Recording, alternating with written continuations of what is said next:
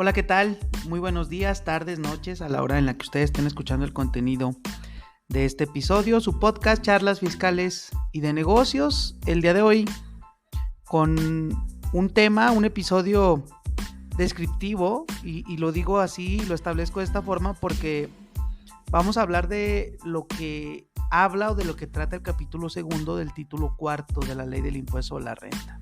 Estoy hablando de las personas físicas cuando tributan, cuando son contribuyentes.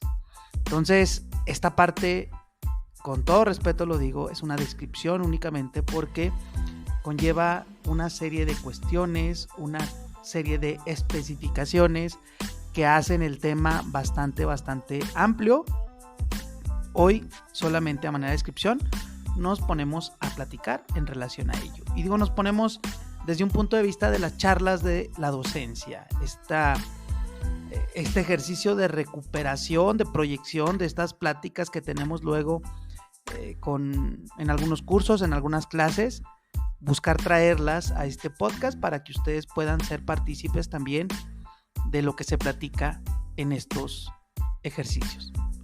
Invitarlos a que nos sigan en redes sociales, charlas fiscales y de negocios. Nos van a encontrar así en YouTube, Spotify y Facebook.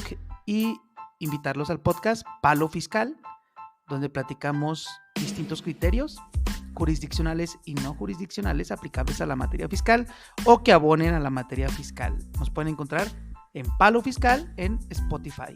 Así nos van a encontrar. Disfruten el episodio. Les mando un fuerte abrazo. Saludos.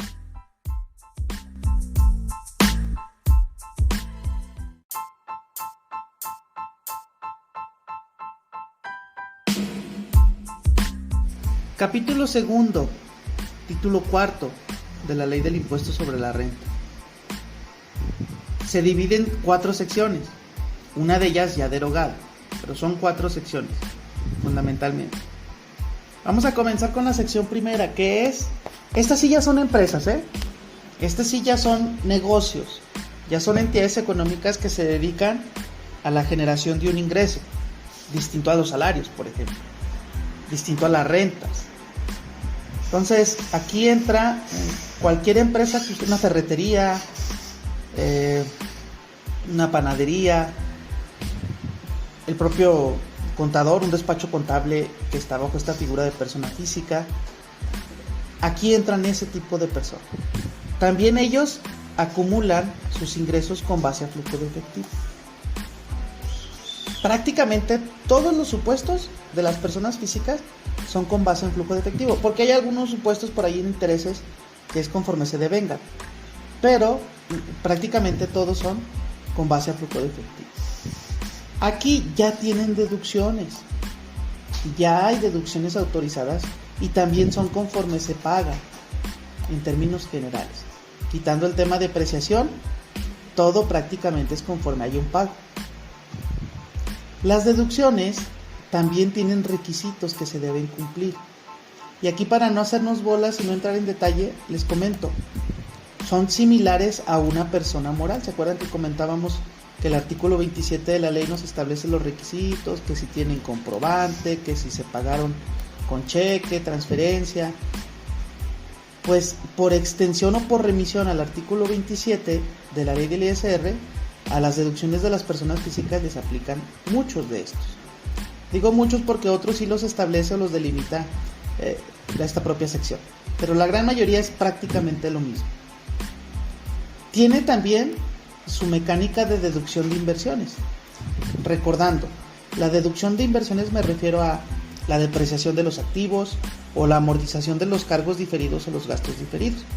Entonces, las personas morales tienen regulado su deducción de inversiones en la sección segunda del capítulo segundo del título segundo. Entonces, ¿qué hace también esta sección primera de las personas físicas?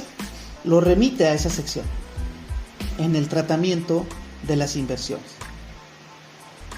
Aquí ya se efectúan pagos provisionales mensuales. Al igual que en la persona moral, son a cuenta o en abono al ISR del ejercicio. Y se presentan con la misma característica, más tardar el día 17 del mes inmediato posterior, aquel al que corresponde el pago. mediante declaración, que la ley sigue diciendo, ¿verdad?, ante las oficinas autorizadas. Pero realmente ya no hay declaraciones que se presentan ante las oficinas autorizadas. Por ahí hay un tema bancario, pero realmente ya esas se han eliminado, todo eso a través del portal del SAT.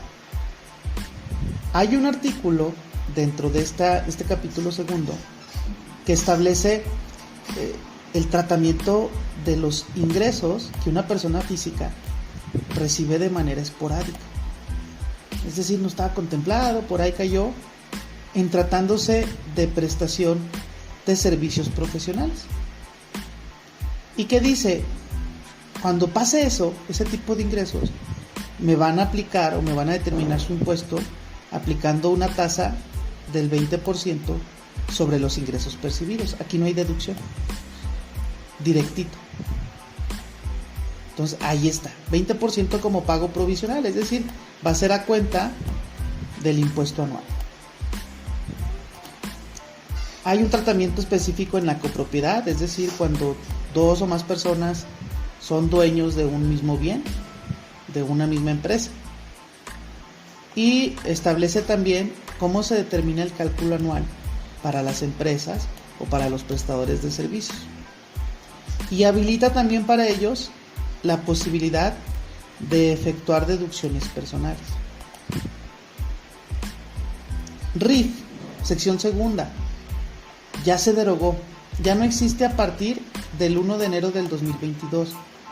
Se eliminó en consecuencia el 31 de diciembre del 2021. Ahora, ahorita vamos y nos podemos topar todavía con muchos RIF, todavía existe. En la ley ya no existe esta sección. Entonces, si van y la checan en una ley 2022 y 2023, va a aparecer, pero va a decir derogado. Algunos siguen tributando en este RIF por algunas disposiciones transitorias. Algunos transitorios que quedaron por ahí de la reforma fiscal 2022, que le dio vida a los artículos que estaban en la ley del ISR, le dio vida a las reglas de resolución miscelánea fiscal que regulaban al RIF, y le dio vida a unos artículos, sobre todo un artículo 23 de la Ley de Ingresos de la Federación.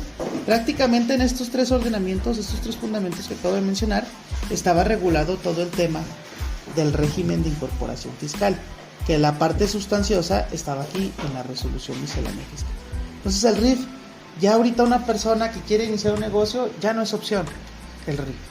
Con esa parte creo que podemos señalarlo. Y luego vienen los de la sección tercera, ingresos por enajenación de bienes o prestación de servicios a través de internet. Este es aplicable a personas físicas con actividades empresariales que enajenen bienes o presten servicios a través de internet mediante plataformas tecnológicas, aplicaciones informáticas y similares. Dos ejemplos muy rápidos: Mercado Libre, Uber Eats, Didi Food, todos esos. ¿Cómo se paga este impuesto? También es bajo retención. ¿Quién te efectuó la retención? La persona moral. La persona moral es la que te retiene el impuesto. En este caso Didi, Uber, Mercado Libre. ¿Qué retención te va a efectuar? Si tú te dedicas a prestar servicios de transporte terrestre de pasajeros y de entrega de bienes para los cuates Uber o Mercado Libre, los repartidores de Mercado Libre, la retención va a ser del 2.1%. 2.1% sobre los ingresos de esta prestación de servicios. Segundo supuesto: si tú te dedicas a servicios de hospedaje, la retención será del 4%.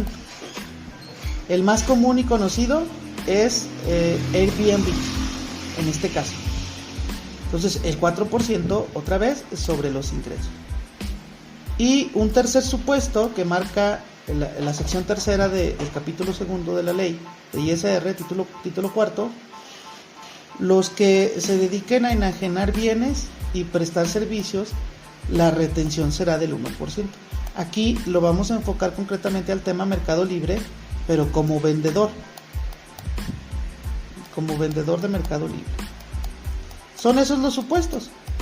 Esta sección se sale del régimen de actividad empresarial y se sale del régimen de reciclo, es decir, se sale de la sección primera y se sale de la sección cuarta. Da la posibilidad para ciertos contribuyentes que no tengan ingresos superiores a 300,000 pesos de que sus retenciones se consideren pagos definitivos. ¿Qué pasa cuando es un pago definitivo? Pues ya no habría como tal la necesidad de estar presentando declaraciones anuales. Entonces insisto, es la generalidad de esta sección tercera. Me parece que un resumen muy concentrado tanto de la sección primera, segunda y tercera, como ya hemos visto.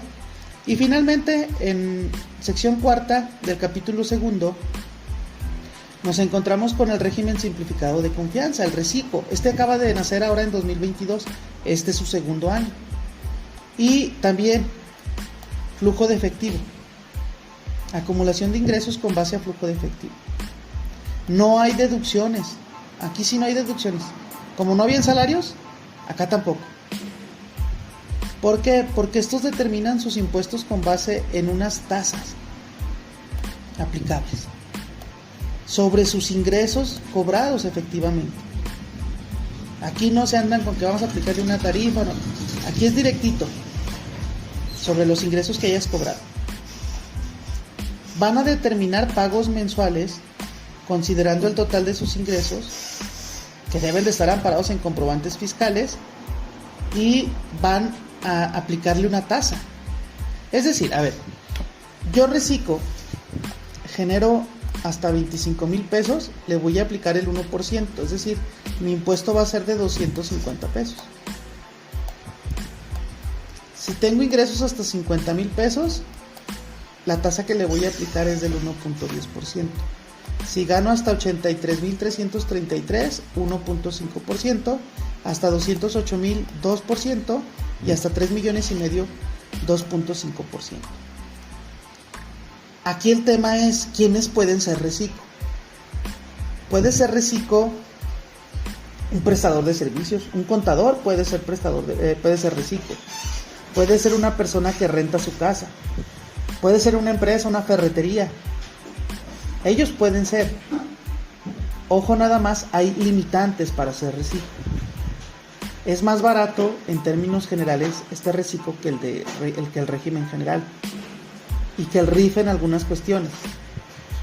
Pero si yo recibo ingresos asimilados a salarios, si yo soy socio o accionista de una persona moral, entre otros supuestos, yo no puedo ser reciclo. Aquí en el reciclo también está el tema de los agropecuarios, los que celebran o llevan a cabo actividades agropecuarias, los conocidos agapes. Entonces, está interesante por esa parte, sin embargo, tiene pues sus limitantes. Por ejemplo, reciclo no puede utilizar deducciones personales. Se entiende que el beneficio para ellos de pagar sobre una tasa mínima, y vean, la tasa mínima que comparan un 2.5% contra un 35% que le aplica a una persona física del régimen general. No hay comparación desde ese punto de vista. Incluso cuando sale este régimen, dice el gobierno, es que nosotros estamos utilizando tasas efectivas. Derivado de un análisis, detectamos que el contribuyente en promedio, en función de estos rangos, está pagando esto de impuestos. Pero es limitado el tema. Hay una declaración anual también, y también va para el mes de abril.